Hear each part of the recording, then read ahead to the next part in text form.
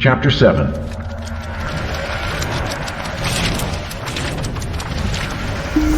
Mika the Hut. When the plague came, we had no chance to get off the planet, said Mika. And to be frank, I had no desire to. I had been negotiating with the miners over a particularly rich substratum of geodes, and was shocked by how quickly they succumbed to the disease. We did what we could, but had precious little medicine with us. Even my Nyctos were infected, though the survivors developed an immunity. They were gathered beneath the wing of the ruined craft. The Nycto bodyguards had rigged up thick fabric tarps around them that kept most of the dust at bay, and appointed the quarters in comfort for their hut master. Brocaded cushions were strewn about on carpeting that may have come from the ship itself. Rayan and Mander sat on the cushions, while Eddie, still wearing his broad-brimmed hat, wandered around the ship's exterior, poking at the damage. 2 Nycto guards followed him at a discreet distance. Another Nycto brought Mika a steaming bowl, and the hut poised his face over the rim, letting the hot vapor rise. Despite such ministrations, the hut's skin was dry and cracking in numerous places. Other servants brought Rayan and Mander thin glass flutes of scent wine. Even hiding in the wilderness, Mander thought, the huts still liked their luxury. Mika breathed deeply and continued. Things quickly went from bad to worse in Tel Bolin. Effective civil authority collapsed, and the existing stocks of medicine were exhausted. Entire blocks would be infected overnight.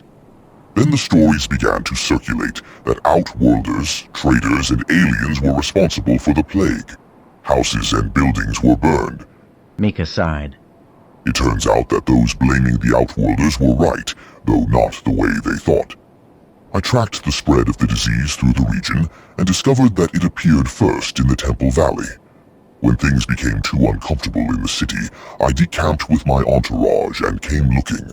I left Orgamon here, back at the Sky Dove offices, and charged him with getting word out and waiting for help. He looked at the now sober Nycto, who was chatting quietly with his companions.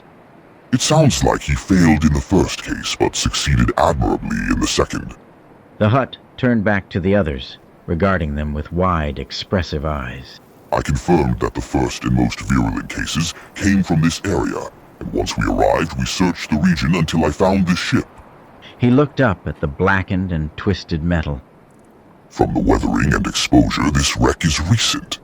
I would guess 2 or 3 weeks before the epidemic hit Tel Bolin, at most. And whose ship is this? Asked Mander.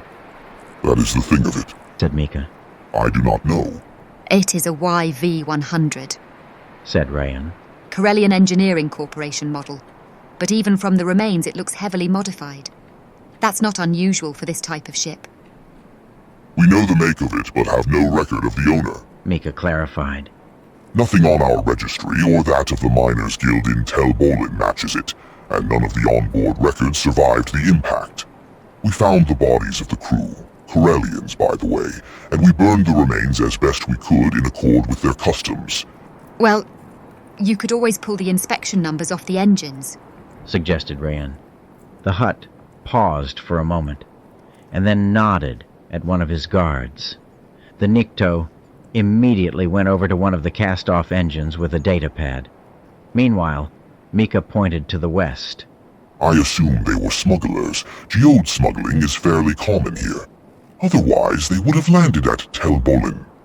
Nearly as I can reconstruct it, the ship came in at a very shallow angle from the west.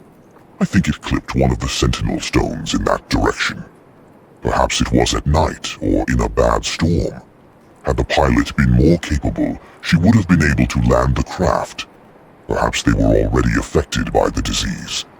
What was the ship carrying? Asked Rayan.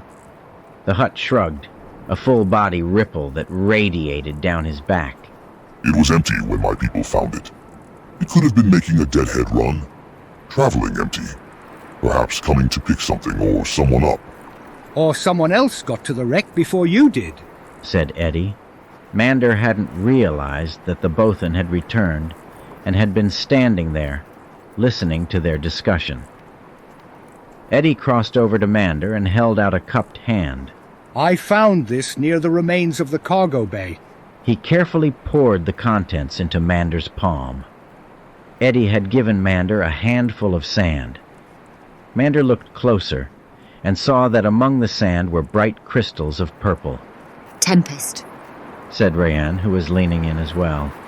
There's not a lot of it, and it's mixed in with the dirt and sand. But I think it came from the ship, said Eddie. Tempest? Said Mika, his eyes wide with curiosity.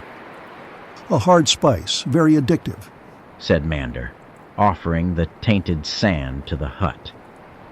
Mika shrank back, but waved for one of his Nikto servants to take it. A proper container was provided, and the hut stared at it, as if trying to divine its mysteries with his large, bright eyes. There were some other purple splotches in the sand when we arrived, said Mika at last. I had thought it to be merely some lubricants that leaked out of the ship after the crash. It is a spice, then, but not one I have seen before. we've seen it before, and its effects, said Rayanne. It promotes sudden rage and discolored veins near the surface of the skin. She raised her voice slightly at the end, obviously fishing. Mika frowned. I think I saw some humans with those effects in town. My family does deal in spice on occasion, but not the harder varieties. My father would not hear of it, but it does help make sense of it all. If the ship was carrying a dangerous drug, they would have been making a rendezvous with a local contact out here. Something goes wrong and the ship crashes, and the contact finds the ship first. And brings the spice into town for resale, bringing the plague with him. Rayanne finished. The hut nodded at the idea and added, And if he hired local geode miners to help move it, that would be why they were infected first. I found the drug in Makam Te, said Mander. and crossed blades with some members of the Bomu clan, Rhodians who were selling it. Then, when we hyper-jumped into the system, we were immediately attacked by a raider that identified itself as Bomu as well. Mika leaned forward, intrigued. So, if these Rhodians were involved in selling the spice, this ship may have been one of theirs. Or perhaps the raiders knew about the spice shipment and engaged the smuggler's ship, and that is why it crashed in the first place.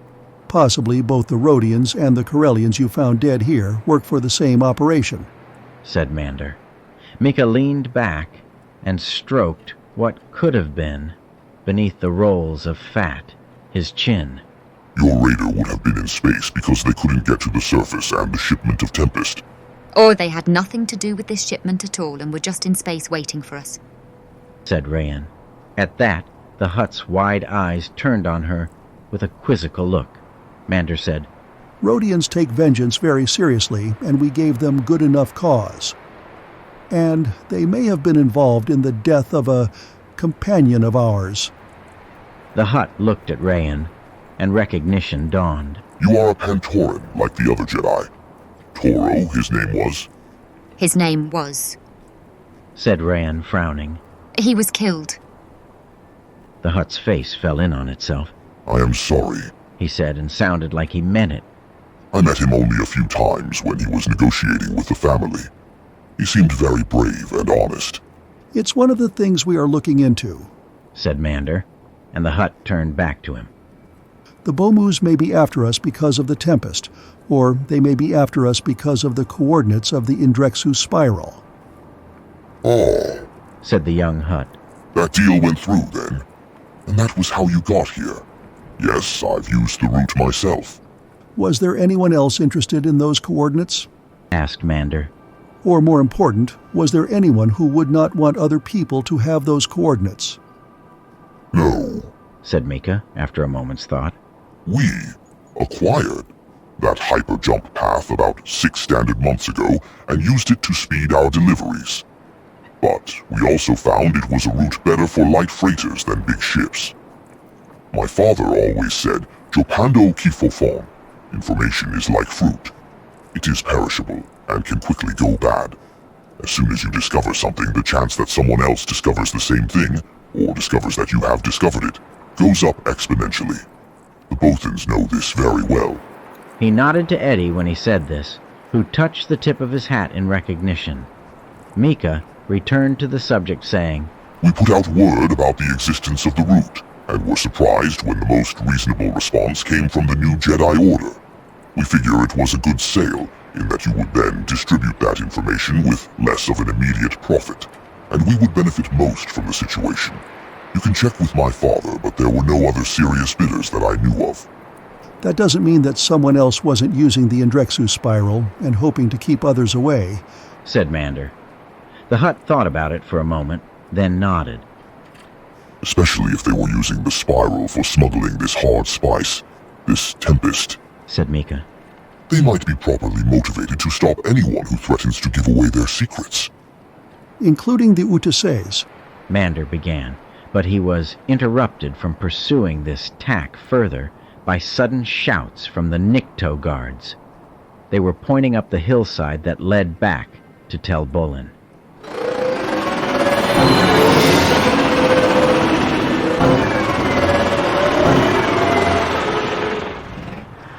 Mander rose and walked to the edge of the shade provided by the ruined wing to get a better look. The ridge was occupied by about 24 humans, all mounted on colorful swoop bikes.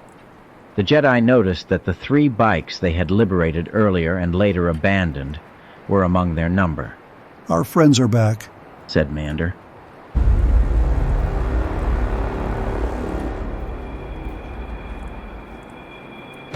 Friends? Said Mika. Swoop gang! Shouted Rayanne, pulling her blaster. Tempest addicts!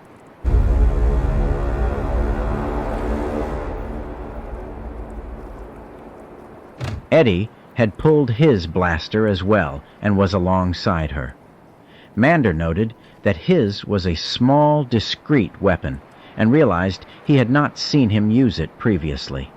The Jedi ignited his lightsaber, the blade coming alive with a harsh crackle.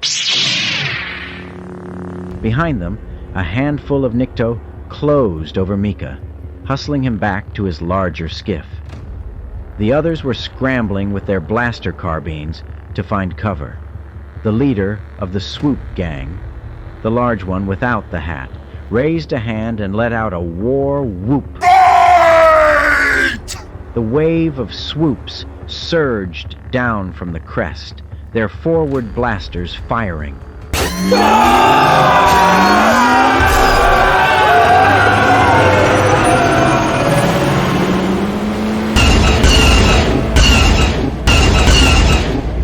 The opening volley caught a few of the Niktos in the open, cutting them down. But now, about 3 others had taken up positions among the wreckage and were returning fire.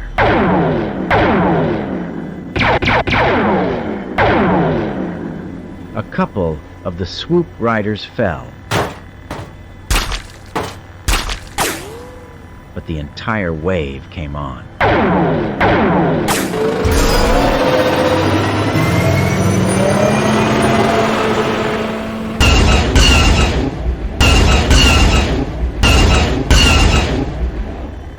One bike in particular, festooned with a Gundark skull on the leading edge, bore down on Mander, weapons blazing. The Jedi deflected the blaster fire. Then, as the bike was almost on top of him, he leapt upward. It was a good leap, and he cleared the Gundark skull and the forward repulsor. He tumbled over the bike, dragging his blade beneath him as he spun. The rider tried to fall out of his seat, but moved too slowly, and his head and right arm struck the dirt separately.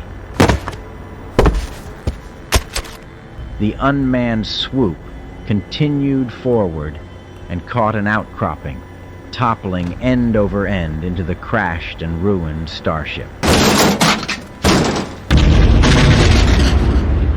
Mander landed and winced at a sudden pain in his ankle. By that time, the first wave of the swoops had passed through the camp.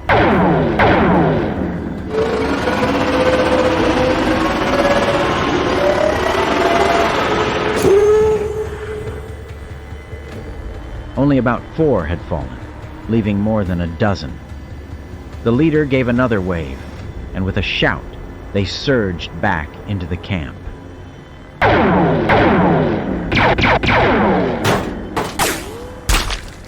And was now regrouping at the far side for another strafing run.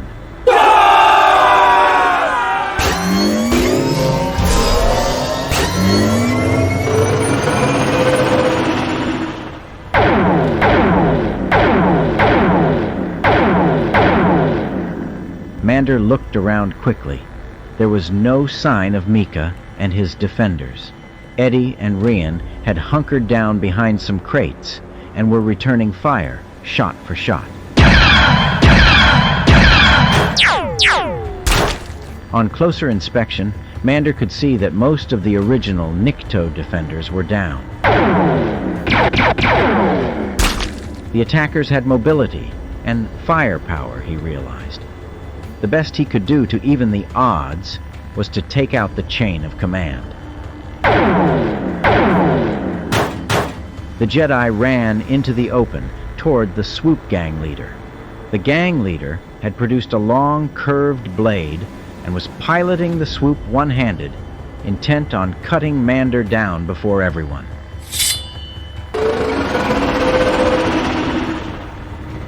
Mander felt the pain of a twisted ankle radiating with every step and favored the leg as he ran forward.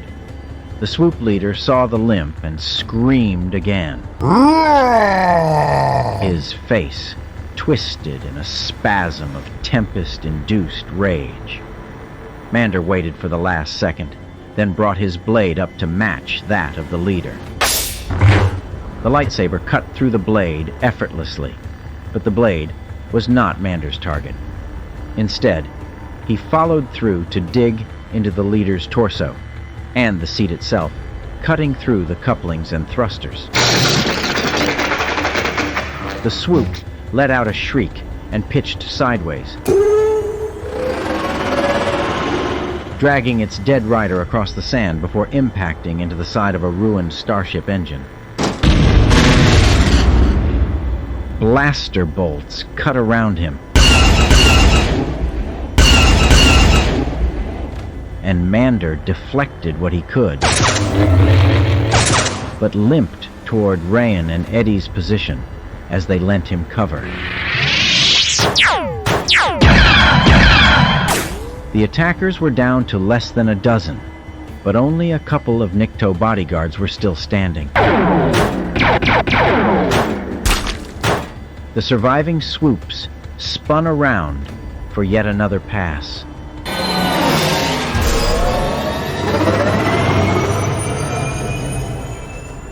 Removing the leader had done little to shake their resolve. Then Mika's own skiff rose from behind the wreckage of the freighter, the small hut manning a forward-mounted gun. The weapon swung in a smooth, practiced arc. 2 of them went up in flames.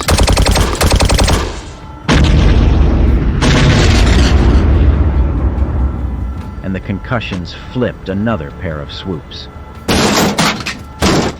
The survivors turned tail at that, fleeing up the hill, Eddie and Rian firing a few shots at their retreating backs. Mander turned toward the hut's skiff. The small hut saluted the Jedi, but as he did so, a last swoop bike rose behind the skiff. Its wounded rider training twin guns at the hut's back. Mander tried to shout, but the blasters erupted too quickly.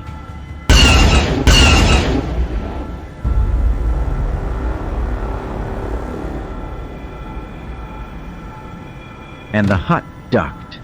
It happened in an instant, too fast for even Mander to realize. The hut slumped and threw himself to one side, so that the blaster shots ripped through the forward housing of his skiff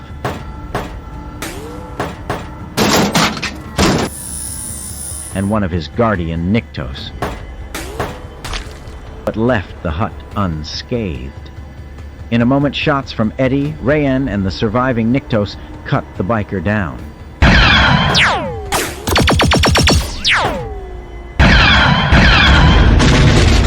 As soon as it had started, it was over. The battlefield nothing more than corpses and smoking blaster scoring. Mander checked out the Niktos to find only 1 or 2 still alive. Of the swoop riders, none survived the encounter. Their dead faces were twisted in rigid snarls, mapped by the tracery of Tempest-swelled blood vessels. Eddie and Rayan came up to him, and Mander shook his head. No survivors. I didn't know you wanted to question them, said the Bothan. Rayan shook her head. Maybe you should have kept one alive yourself. Of course, your lightsaber doesn't have a stun setting. Mika slithered out from the shade of the shelter, 2 Niktos trailing behind him. Thank you, Mander said to the Hutt. Your excellent service will be rewarded. Replied the Hutt. You weakened them sufficiently for me to act. If I had brought the skiff out too early in the battle, it would have just drawn all the fire. You know who they were. The Tempest addicts we ran into earlier, said Mander. They probably followed us. Probably, said the youthful Hutt, but he did not seem convinced. What happens now? Mander looked around at the debris. If you have nothing else going on here, I'd like to head back to our ship, quietly. We can load our wounded on one of the skiffs, and I can go with you on the other, said the Hutt. Do we leave then? We will send word to your father once we reach our ship, said Mander. But if we don't have any more trouble, we should stay a few more days. The CSA is distributing the spice your father gave us to the infected populace. It would be easier to wait until the quarantine is lifted. Hang on, said the Hutt, looking skyward. I think there is going to be a change of plans. Eddie growled as well, hearing something above human recognition. Rayan looked up at the dust-filled sky. What? I don't hear anything. Mander scanned the horizon. You're right. More visitors are incoming. He had just managed to get the words out of his mouth when the IRDs came screaming across the sky.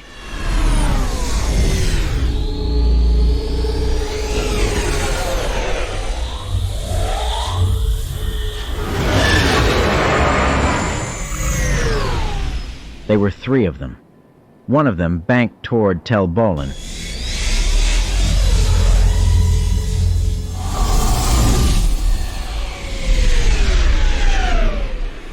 While the other 2 circled over the campsite, looking for a place to touch down.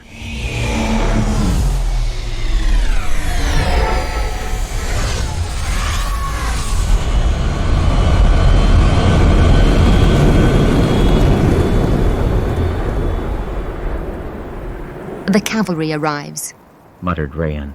once all the fighting is over, of course. More likely, the fighting is what drew them in the first place, said Mander. Do you have a recommendation for our next action?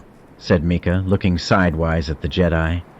Let's play nice, said Mander, and Rand growled at the concept.